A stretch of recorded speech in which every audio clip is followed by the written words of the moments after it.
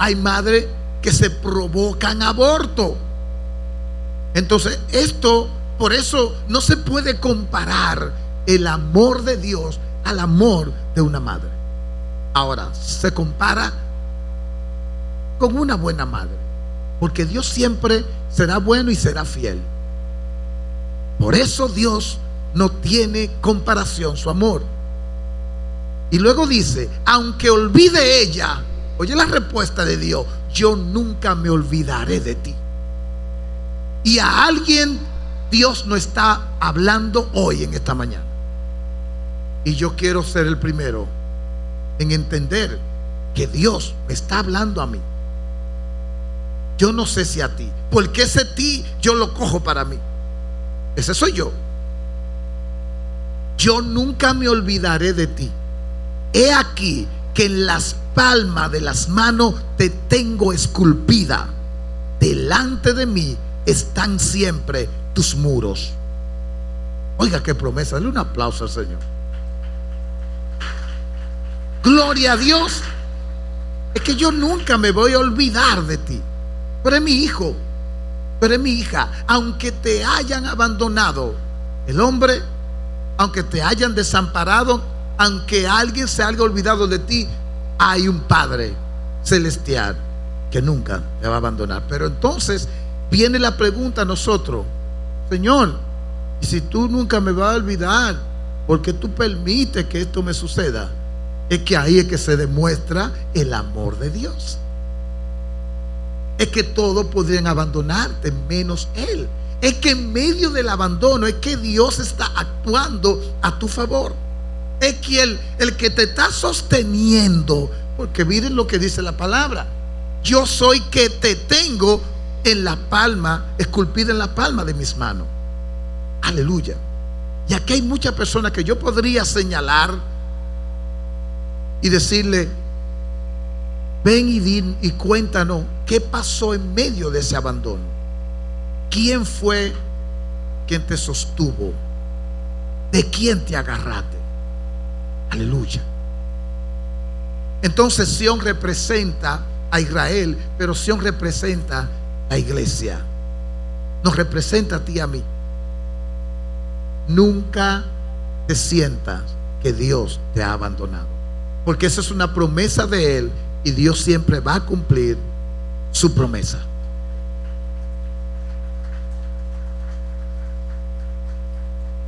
Hebreo capítulo 13 dice lo siguiente: sean vuestras costumbres sin avaricia, contentos con lo que tienen ahora.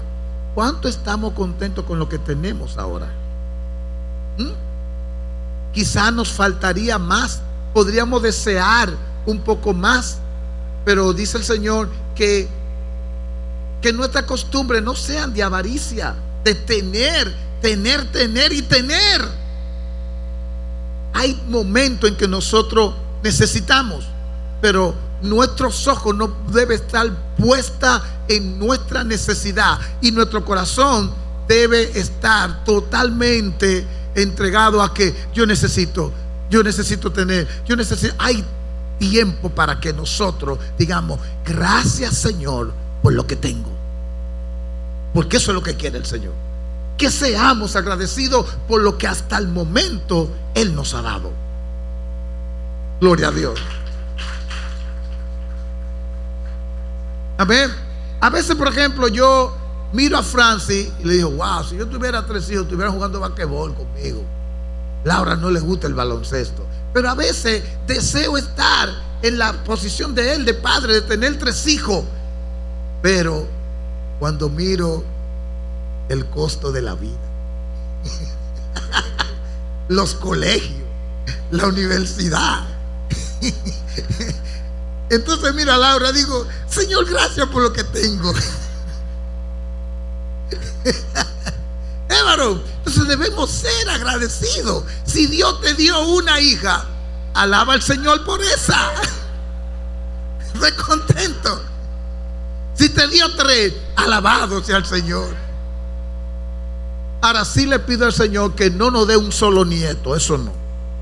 Señor, tú sabes que de 3 para allá que necesitamos.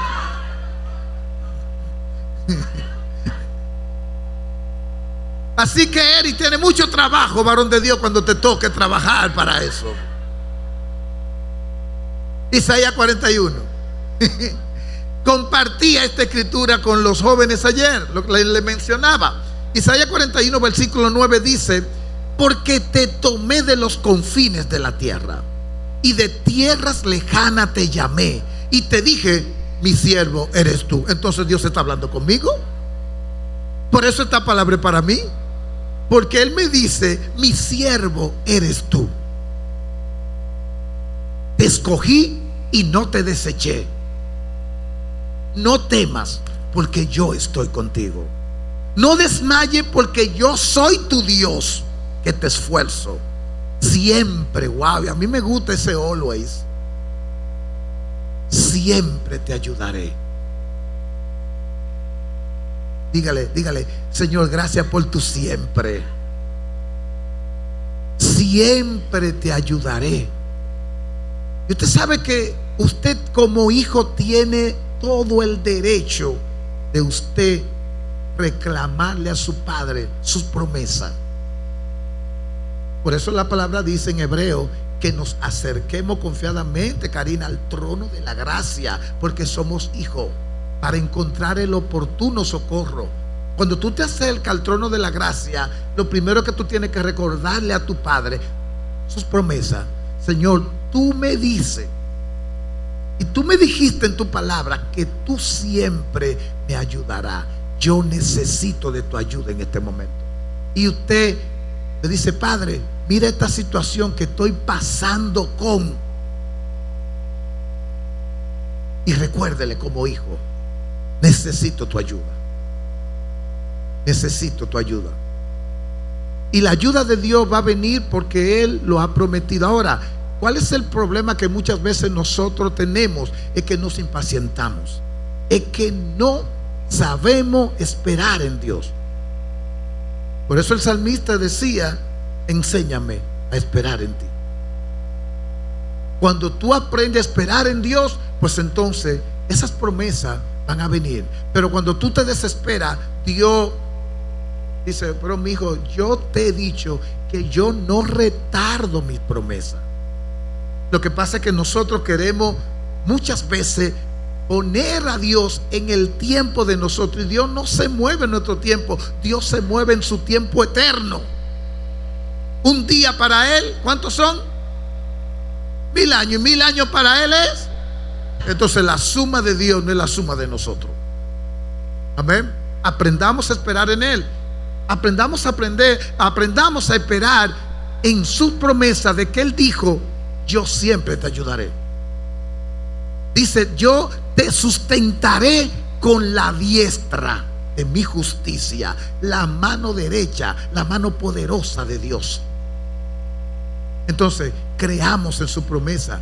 Vivamos esta vida en Cristo, creyendo que Él hará todo lo que dijo a nuestro favor.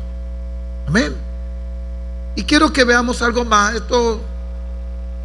Y yo puse como título aquí en este slide, promesa de compañía constante. Aunque padres terrenales puedan fallar, Dios recoge y mantiene cerca a sus hijos. Él asegura que no se olvidará de su pueblo. Hay 2 salmos que terminan en 7 que yo siempre lo he tenido como mis salmos favoritos. Salmo 27 y Salmo 37. Y en esta semana hablaba con una señora que tenía una situación, y yo le dije, léete el Salmo 37 y no lo lea como si fuera una varita mágica. Tiene que leerlo creyendo esta palabra. Tú estás pasando por esta situación, pero en ese salmo el Señor te dice, oye, deleítate en mí. Deleítate, olvídate de tu problema y deleítate en mis promesas, y yo te voy a conceder la petición de tu corazón. Confía en mí y yo haré, dice el Señor. Entonces, cuando tú agarras todas esas promesas en tus momentos de abandono y tú comienza a vivirla en el mal momento, entonces esa palabra es la que te va a sostener. Eso es lo que dice su propia palabra. Alabamos al Señor. Dice el versículo 5 del Salmo 27: porque Él me esconderá en su tabernáculo. ¿Cuándo? En el día del mal. Me ocultará en lo reservado de su morada. Y dice: sobre una roca me pondrás en alto. ¿Y usted sabe quién es la roca? Jesucristo es la roca. Jesucristo es el lugar, el cimiento seguro para tú en tus momentos de abandono esconderte y refugiarte. ¿Qué pasa con el hombre que no tiene a Dios? Con la persona que no tiene a Dios en el momento de su abandono. Decide y toma decisiones fatales, como un suicidio, por ejemplo, o refugiarse en una droga, refugiarse en el alcohol, refugiarse y buscar ayuda equivocada en un hechicero, un brujo, porque eso es lo que le va a hablar el diablo en los oídos, en tu abandono. Pero mira, te abandonó, ya a ti nadie te quiere, pero mira, ya ni la escoba te está haciendo caso a ti, y te quiere poner como lo peor. Pero cuando tú tienes a Dios, en tu momento difícil, en tu momento de abandono, y el Señor te dice: pero tú tienes una roca, tú tienes un refugio. Ven, entra a mi habitación, que te voy a decir dónde que tú te vas a colocar, en la roca que te va a fortalecer. Dígale al que está a su lado: Cristo te va a fortalecer en tu momento de abandono. Él es la roca, Él es tu refugio. Aleluya. Entonces, he ahí en ese momento que el salmista declara esta palabra, que todos nos la sabemos de memoria y la hemos citado tantas veces: aunque mi padre y mi madre me dejaran, con todo Jehová me va a recoger. Aleluya, aleluya. Amén. Y esta frase, con todo Él me recogerá, significa algo en lo que yo puedo interpretar, y por la revelación que puedo tener, es que Dios te va a recoger con todo y tu problema. Es que Dios te dice: con todo tu abandono, ven, yo no te voy a dejar solo, yo no te voy a dejar sola. Él se fue, ella se fue, pero yo te tengo en mis manos, yo estoy contigo. Amén. Y puede ser, como mencionábamos anteriormente, un abandono puede ser algo inesperado, una partida de un ser querido. Te abandonó, se fue, él no quería, ni tú tampoco, pero Dios lo permitió. Se puede ir una pareja, un sentimiento, algo emocional, un apego con algo, con alguien. Deja de ser, deja de existir. ¿Qué va a pasar contigo? Aleluya. ¿Qué va a pasar contigo? ¿Te vas a desmoronar? ¿Va a caer en el truco de la depresión? Usted dirá: pastor, eso no es un truco. El diablo sí lo sabe usar como un truco para hacerlo. Y es verdad, es una enfermedad. Pero también, hermano, debemos enfocarnos en encontrar el refugio, que es el Señor. Quizás usted me dirá: pero pastor, usted no ha pasado, y me comienza a mencionar su situación o por lo que usted ha atravesado. Yo lo voy a entender perfectamente, pero yo tengo que decirte dónde está el verdadero refugio. Yo tengo que decirte a través de la palabra qué es lo que te va a sostener en medio de esa angustia, en medio de ese abandono, en medio de ese rechazo. Es su palabra. Es su palabra. Es buscar más de su presencia, es meterse más, porque dice: me ocultará en lo reservado de su morada. Y díganme, ¿qué es lo reservado de su morada? Su presencia. Su presencia. ¿Eh? Alabamos al Señor. Y dice: con todo me recogerá. Cuando viene, ahora yo quiero pasarme y basar un poco este mensaje a un abandono de un personaje que todos conocemos en la Biblia. Por eso Yo puse este título: cuando viene la traición, el abandono de los tuyos. Porque un día los tuyos podrían abandonarte. Es muy raro que el vecino que tú no conozcas en el barrio te diga: yo no quiero saber nada de ti. Pero, ¿y quién es usted que usted no quiere saber nada de ti? A ti eso nada, no te va a causar ningún efecto que aparezca un Juan de los Palotes y te diga: yo no quiero que tú seas mi novia. ¿Y cuándo usted ha sido mi novia? ¿Cuándo tú has sido mi novio? ¿Cuándo tú has... No, el abandono va a venir de tu entorno familiar. El rechazo va a venir de tu entorno de amigos, compañeros de trabajo. ¿Qué va a pasar contigo? Gloria a Dios.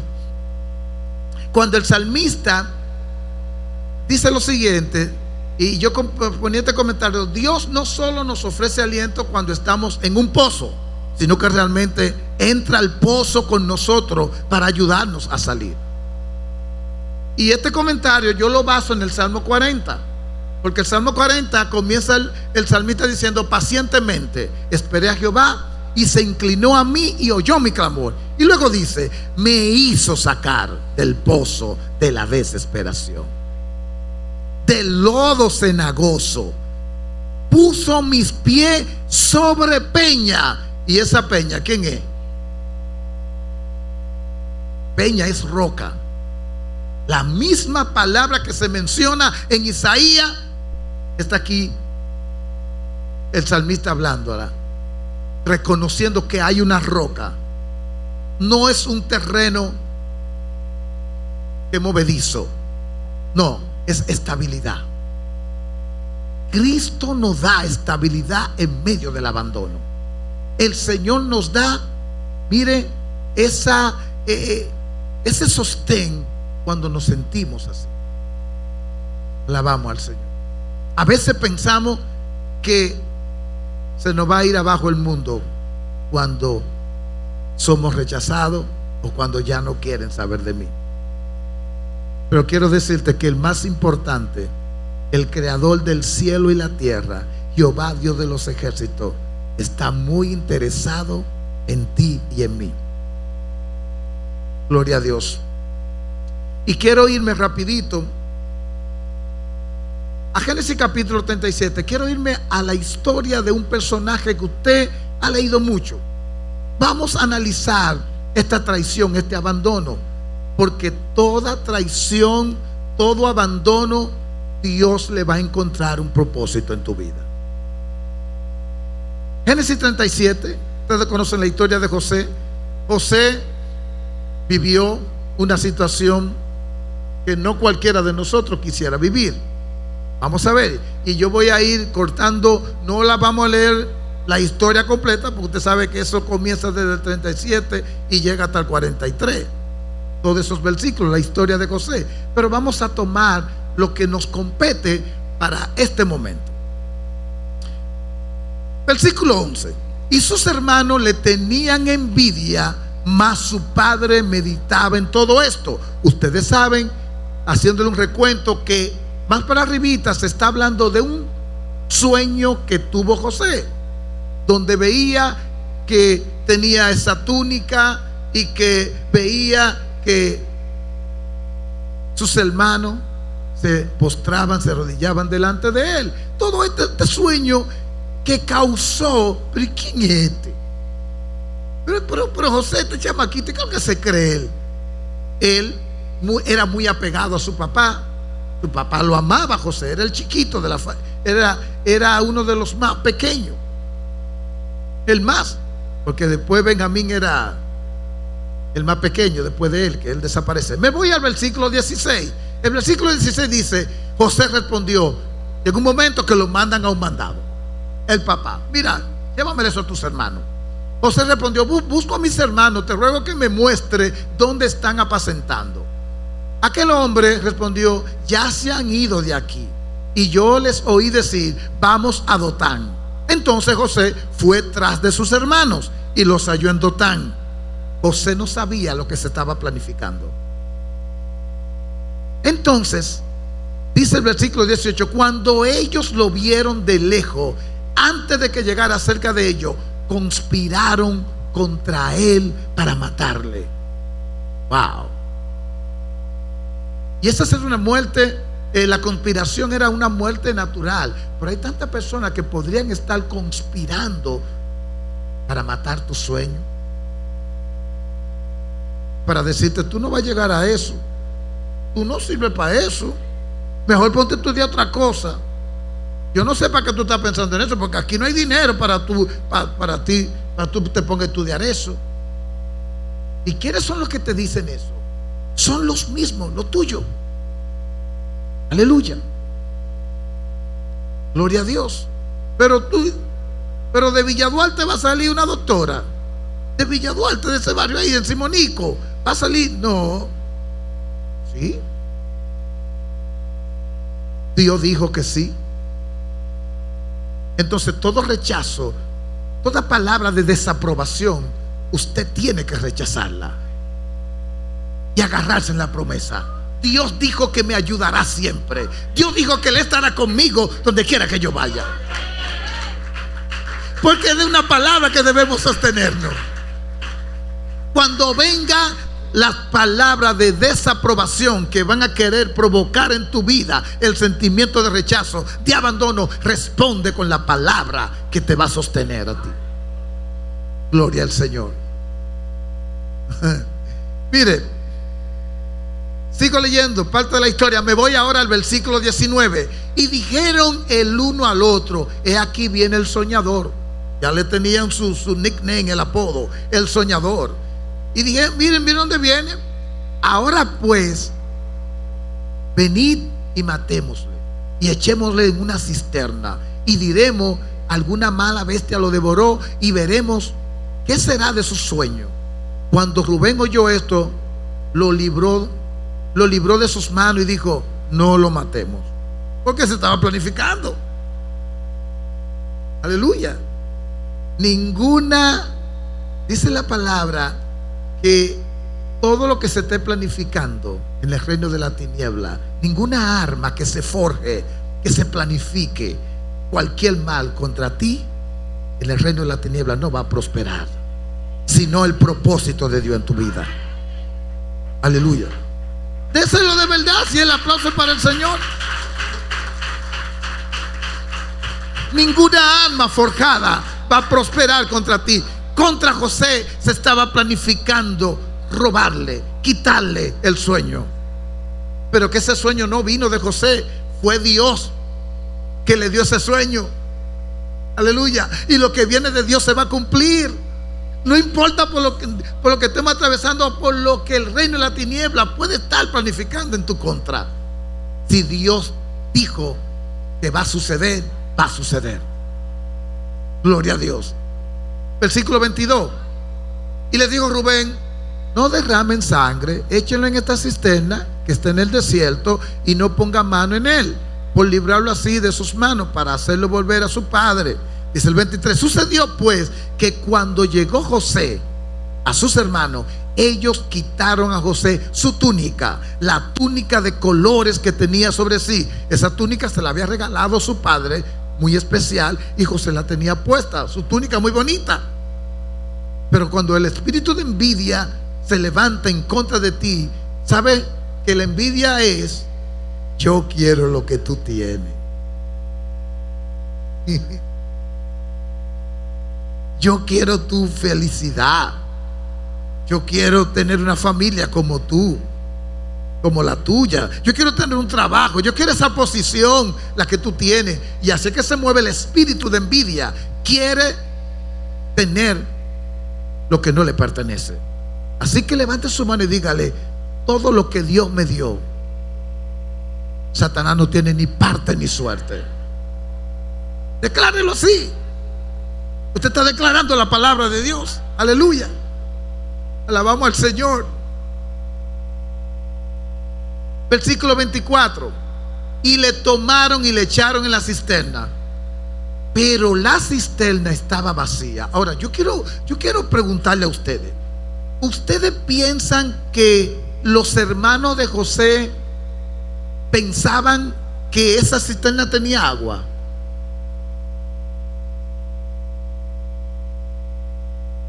¿Mm?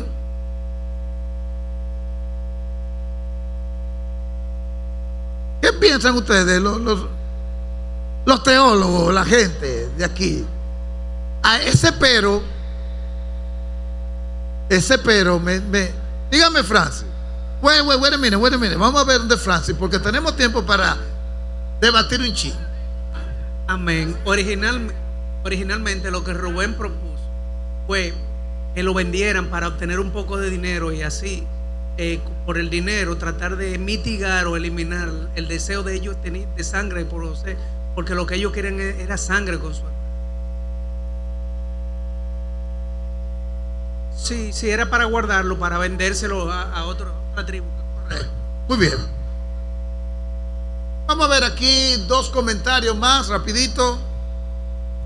Cuando leemos el versículo 22, donde Rubén dice: para derramar sangre, solo tirémoslos en la cisterna vacía. O sea que ellos sabían que no tenía agua aquí en el desierto, entonces morirá sin que le pongamos una mano encima. O sea, la Biblia misma dice que la cisterna estaba vacía.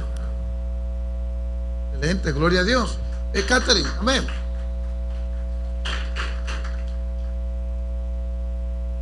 Dios le bendiga a todos. Lo que pasa es que ellos sabían que no tenía agua. Lo que pasa es que lo que ellos necesitaban era que él muriera en ese lugar, no por sus manos, sino que muriera de hambre, que muriera de inanición, de deshidratación, de lo que sea, para ellos decir que no fue ellos que ellos mataron, sino que él murió ahí. Amén. Gloria a Dios. Pero se va a romper que después. Ahora, pero yo quiero irme un poquito más, porque pudo haber tenido agua y Dios no permitió que tuviera agua. Por eso esa conjunción pero me pone a mí en pensar un poquito más. No lo dice la Biblia, pero tú, como Dios siempre se antepone a lo que va a suceder en tu vida, Dios sabe de qué Dios ya Él te va a librar en 5 años. Dios sabe que esa cisterna no podía tener agua. Por eso me llama la atención esa conjunción pero la cisterna estaba vacía. Gloria a Dios. Míralo ahí. Yo quiero, Benita, que usted diga lo que tenía, lo que yo pensaba. Sus sueños no se iban a quedar ahogados en ese lugar. Tus sueños no se van a quedar ahogados en ese lugar. Aleluya. Nadie va a ahogar tus sueños. Esa cisterna tenía que estar vacía. No había en ella agua. Versículo 25: y se sentaron a comer pan, y alzando los ojos miraron, y he aquí una compañía de ismaelitas que venía de Galaad, y sus camellos traían aromas, bálsamos y mirra, e iban a llevarlo a Egipto. Entonces Judá dijo a sus hermanos: ¿qué provecho hay en que matemos a nuestro hermano y encubramos su muerte? Vengan y vendámosle a los ismaelitas, y no sea nuestra mano sobre él, porque él es nuestro hermano, es nuestra propia carne. Y su hermano se pusieron de acuerdo, convinieron con él, llegaron a un acuerdo, es verdad. Como que había uno. Recuerden que en la historia que yo he escuchado de atraco, siempre hay uno que le dice: no, pero me contaba un amigo en la cancha, uno que se llama Luis, los muchachos están aquí, que a él lo secuestraron y lo metieron en un carro para robar, y fueron a robar, pero querían matarlo. Y había uno que decía: vamos a darle 2 tiros, pero siempre hay uno que dice: no, hombre, ya hicimos lo que vamos a hacer, suelta, vamos a abandonarlo por ahí, y no tenemos que matarlo. Siempre habrá entre los malos un menos malo, entonces. Y ahí pasaba con Rubén y Judá, que tuvieron cierta compasión por su hermano, pero no es Rubén ni Judá el propósito de Dios. Porque Dios va a permitir hasta un punto que tú seas tocado. Porque nada va a poder quitar y robar el propósito de Dios en tu vida. Por lo tanto, la mano del hombre, aún el mismo Satanás tiene que obedecer a Dios. Si no, usted tiene que leer a Job, porque Job vivió todas las que nadie ha vivido. Pero cuidado, no toque su alma, no toque su cuerpo. Él no puede morir, porque tiene que cumplirse una promesa y un propósito en esta prueba que le está pasando. Aleluya. Y en la prueba que estaba pasando José, todo tenía un límite. Todo tenía un límite. Te abandonaron, te traicionaron, pero Dios tiene un propósito con todo esto. Alabamos al Señor. Dice el versículo 26, perdón. Entonces, me voy al 27, al 28 finalmente. Cuando pasaban los madianitas, mercaderes, sacaron ellos a José de la cisterna y le trajeron arriba y le vendieron a los ismaelitas por 20 piezas de plata y llevaron a José a Egipto. Siempre el Señor va a costar más que nosotros. A Jesús lo vendieron por 30. Jesús es más valioso que todos nosotros. Jesús es más valioso que cualquier personaje que haya en la Biblia. ¿Usted sabía eso? No puede ser igual ni menos, tiene que ser más. Cuando Jesús fue vendido por Judas, fue por 30 piezas. Cuando José fue vendido por sus hermanos, fue por 20. ¿Sabe qué quiere decir eso? El precio de Jesús será siempre más alto. Lo que pagó el Hijo de Dios siempre será más alto. Gloria al Señor. Y quiero leerle esta parte. Imagine el sentimiento de abandono que José debe haber soportado después de que sus hermanos lo golpearon, lo vendieron a traficantes de personas. José vio cómo se realizaba otro acuerdo doloroso. Los ismaelitas lo vendieron a un egipcio, separado de su familia y su tierra natal. José debió sentirse solo, un evento inesperado para un hombre nacido en una familia envuelta en promesas y con una cercanía a Dios. Pero yo soy un tipo cristiano, yo soy una mujer de Dios.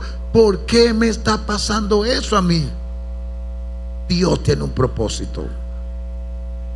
Dios tiene un propósito en todo. Me voy ahora al versículo 31.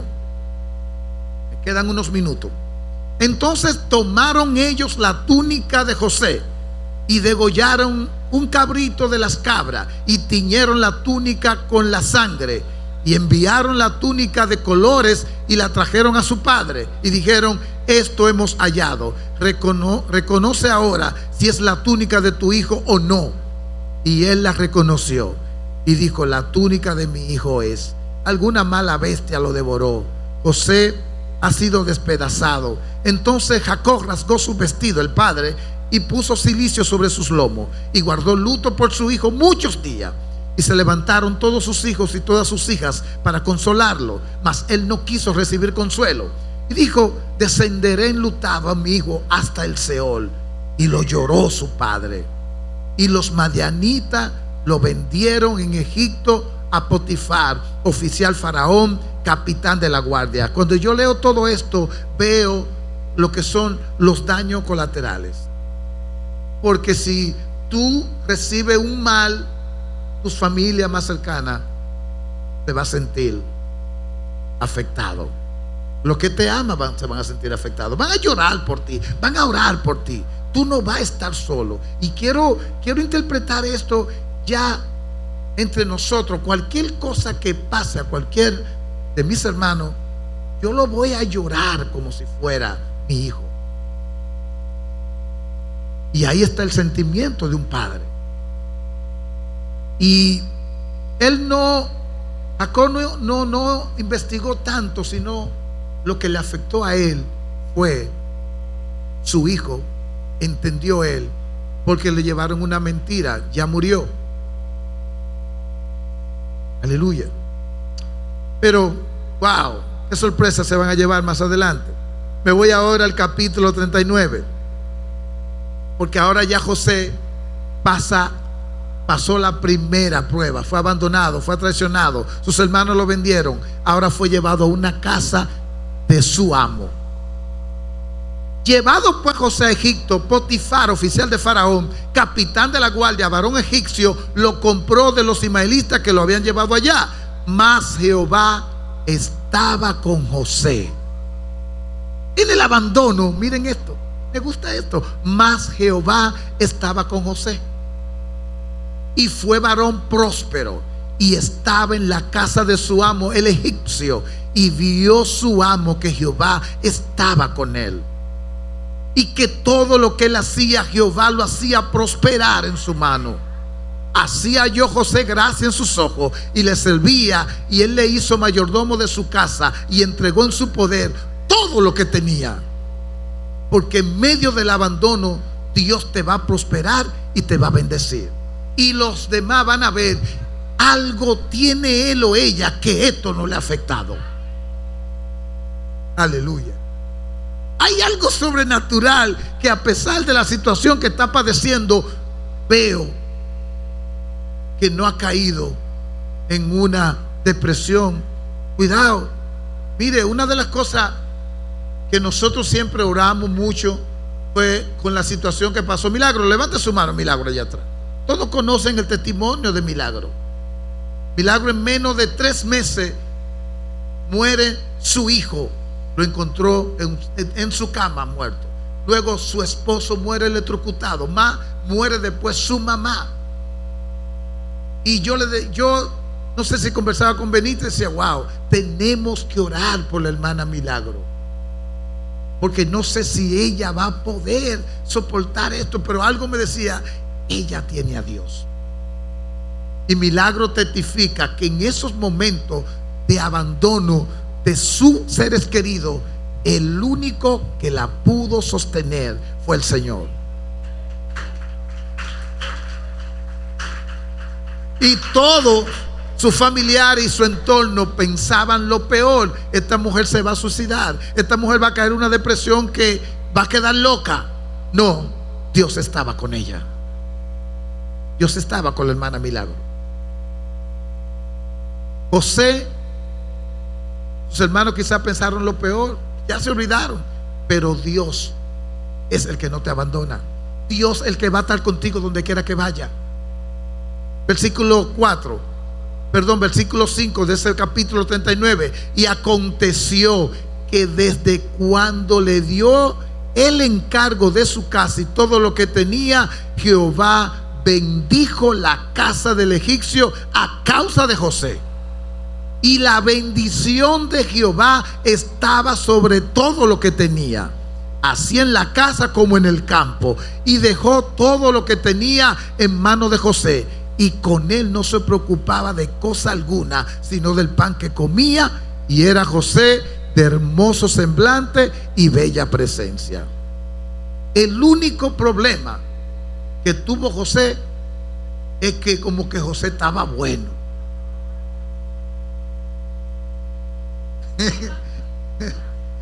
Entonces, Roberto, traduciéndolo a este entorno, José era un muchacho buen mozo, tenía su miel, y eso le causó problemas. ¿Qué problema? Así que nosotros, los que somos mucho feitos, démosle gracias a Dios que no ha sido un problema esta situación. Pero para José, porque hubo alguien que puso los ojos sobre José, en su semblante, en todo lo que representaba a José. Versículo 7. Aconteció después de esto que la mujer de su amo, y no cualquier mujer, no es cualquier mujer, la mujer de su amo, esa egipcia. Cuidado con las egipcias, los hombres que estamos aquí. Las egipcias son peligrosas, porque Egipto representa al mundo. Cuidado con los egipcios. Amén. Alábalo si puede. Porque esto es para nosotros, los que le servimos al Señor. Sí, José tenía fe en Dios, gloria a Dios. Así que Odeni agarra a Odulio. Aleluya. Aconteció después de esto que la mujer de su amo puso sus ojos en José y dijo: duerme conmigo. Uy, pero qué mujercita esa. Y él no quiso. Y dijo a la mujer de su amo: he aquí que mi señor no se preocupa conmigo de lo que hay en casa, y ha puesto en mi mano todo lo que tiene. Wow. José nos da a nosotros una lección de lealtad y de integridad. Cada vez que veo a José, le pido perdón al Señor, porque no he sido tan íntegro ni tan leal como José. Aleluya. Ese hombre nos da a nosotros una lección. No sé a usted, pero a mí sí. Gloria a Dios. Aconteció que entró él un día en la casa para hacer su oficio. Mire, en los demás versículos la mujer no dejó de asediarlo y de acosarlo todo el tiempo. En el versículo 11 entonces, aconteció que entró él un día en la casa para hacer su oficio, y no había nadie de los de la casa allí. Siempre se va a propiciar un momento en que Satanás va a juchar y le dice: ahora ataca. Mira, está solo, está sola. Tírale la llamada, tírale el WhatsApp, suéltale la foto aquella. Ay, tanto alábalo.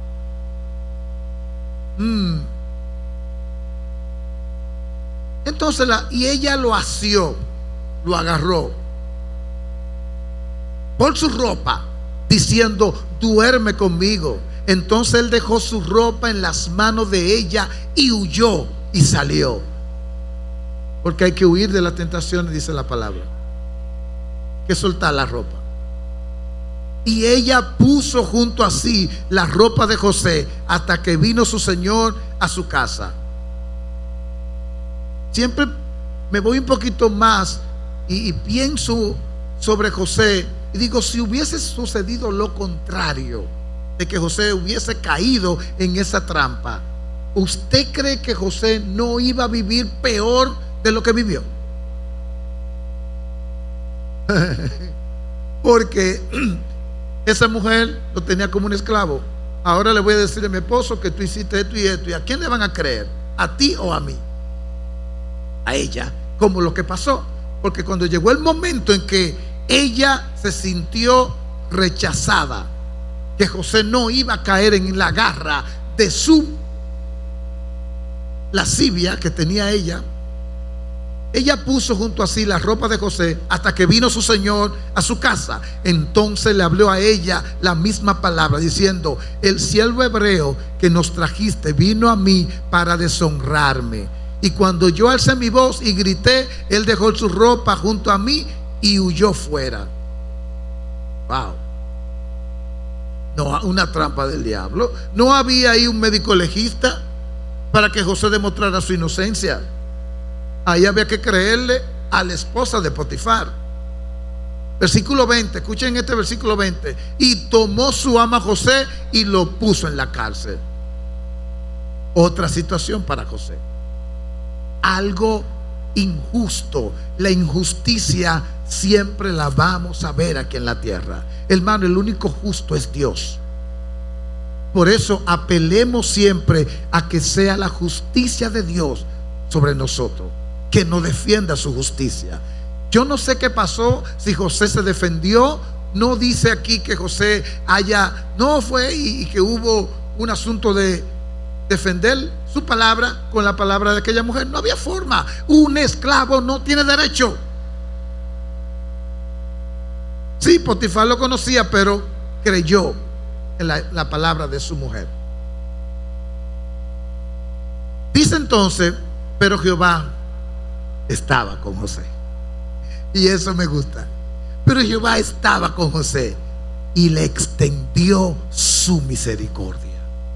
Yo no sé a quién Dios te está diciendo: yo quiero extenderte mi misericordia en tu situación, la que tú estás atravesando en este momento. Pero Jehová le extendió su misericordia y le dio gracia en los ojos del jefe de la cárcel. Y el jefe de la cárcel entregó en manos de José el cuidado de todo. Donde quiera que iba José, estaba la gracia de Dios. Por eso le entregaban: dirige tú, brega tú, José, con estos presos. Aleluya. Y todos los presos que había allí, en aquella prisión, todo lo que se hacía allí, él lo hacía. No necesitaba atender el jefe de la cárcel cosa alguna de la que estaban al cuidado de José, porque Jehová estaba con José, y lo que él hacía, Jehová lo prosperaba. En toda la situación que atravesó, José nunca estuvo abandonado por Dios. Alabamos al Señor. Dios te va a prosperar en medio del abandono. Vuelvo y te repito: Dios ha prometido bendecirnos en medio del rechazo, en medio del desprecio. Dios cumplirá el propósito del tiempo de abandono. Yo escribía esto: Dios cumplirá el propósito del tiempo de abandono. Y me voy a Génesis ahora 41. En Génesis 41, versículo 12, estaba allí con nosotros un joven hebreo, porque resulta que en la cárcel dos personas tienen un sueño y José lo interpreta, y tal como José interpretó, sucedió la interpretación del sueño. Hay un tipo que se acuerda, pero hay un chamaquito allá abajo que se me dijo todo lo que había. Vamos a mandarlo a buscar. Estaba allí con nosotros un joven hebreo, del siervo capitán de la guardia, y se lo contamos, y él nos interpretó nuestro sueño y declaró a cada uno conforme a su sueño. Y aconteció que como él los interpretó, así fue. Yo fui restablecido en mi pueblo y el otro fue colgado. Porque Faraón tuvo un sueño y nadie dio al traste con ese sueño. Nadie pudo interpretarlo. Y esto me llevaba a pensar: wow, Dios siempre va a tener a alguien que se va a acordar de ti. Cuando hay un propósito de Dios para ti, Dios va a traer en memoria a alguien que te va a llamar. Aarón estaba pensando en ti. Sucedió conmigo. Daniel estaba pensando en ti. Aquí se va a abrir una posición para profesor de español, de inglés, para que tú vayas a la academia. Hubo alguien que me conocía para yo tener ese trabajo. Y de ahí en adelante yo he vivido de eso. No del cuento, sino de hablar. Claro, hago mis cuentos, porque cuando tú enseñas idioma tienes que hacer muchos cuentos. Y hay que pagarte por esos cuentos, porque son cuentos reales.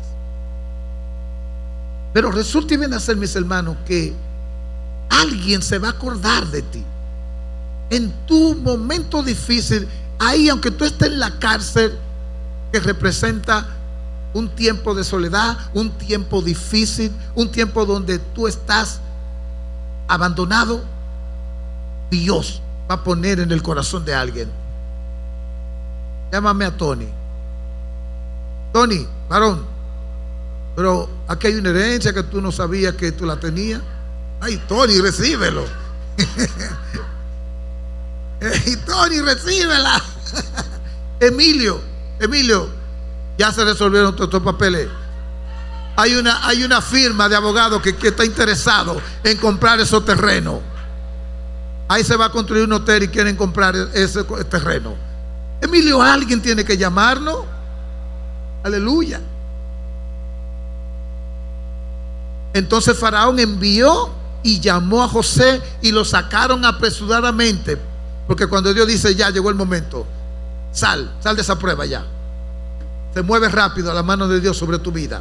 Y José, y lo sacaron apresuradamente de la cárcel, y se afeitó y mudó su vestido y vino a Faraón. Aleluya. No sé a quién van a llamar para una entrevista. Prepárese para que se ponga bonito, bonita, que hay una llamada de bendición para tu vida. Aleluya. Versículo 37.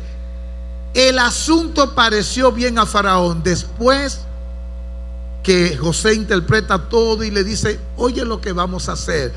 Y ustedes conocen la historia de los 7 años de hambre, 7 años de vaca flaca y la vaca gorda.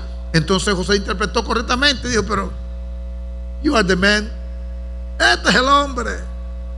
Tú eres el hombre. El asunto pareció bien a Faraón y a su siervo. Y dijo Faraón a su siervo, ¿acaso hallaremos a otro hombre como este? En quien el Espíritu de Dios. Y dijo Faraón a José, pues que Dios te ha hecho saber todo esto. No hay entendido ni sabio como tú. Tú estarás sobre mi casa. Le entregaban la casa de una vez a José.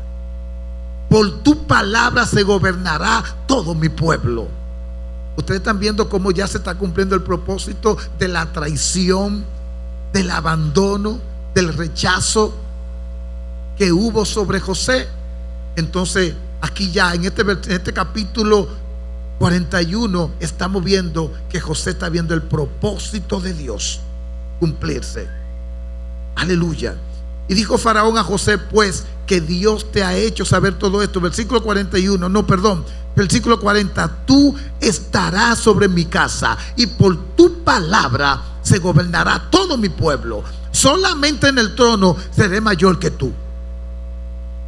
Dijo además Faraón a José, he aquí yo te he puesto sobre toda la tierra de Egipto. Entonces Faraón quitó su anillo de su mano y lo puso en la mano de José y lo hizo vestir de ropas de lino finísimo y puso un collar de oro en su cuello. Wow, gloria a Dios. Cuando el Señor te saca del abandono, cuando tú eres un hijo pródigo y tú reconoces que en la casa de tu padre es que está la prosperidad que tu alma necesita, pues entonces se celebra fiesta, te visten de ropa de lino y te dan un anillo. Cuando usted lee la historia del hijo pródigo, cuando él decide regresar, cuando el espíritu de él es despertado y él vuelve en sí, dice, volveré a mi casa. ¿Cuál fue el recibimiento? Una fiesta. Se le puso un anillo y se le vistió de ropa fina. Cuando tú vienes al Señor en medio de tu pecado, en medio de tu situación, el Señor te viste con una ropa, porque la sangre de Cristo nos limpia de todo pecado, y toda vestidura la sangre de Cristo la limpia. Que tu alma, que representa tu alma. Alabamos a Dios. Entonces, finalmente, ustedes saben qué pasó. En esta historia, los hermanos, entra el pueblo de Israel en una hambruna terrible, donde solamente había comida, era en Egipto. Y ustedes saben todo lo que pasó. Allí el papá le dice, tienen que ir a Egipto. Y la sorpresa de ellos, que vieron a José allí. Pero lo más grande fue el perdón y la redención de José para sus hermanos. Aleluya. Todos fueron alimentados con esa comida, y el padre, y se reencontró toda la familia. Cuando sientas que las pruebas de la vida te hacen correr incontrolablemente por un río de desesperación, aférrate a la presencia y al propósito de Dios. Esto no es un accidente y no estás solo, no estás desamparado. Dios está contigo en este pozo para su gloria y por tu bien.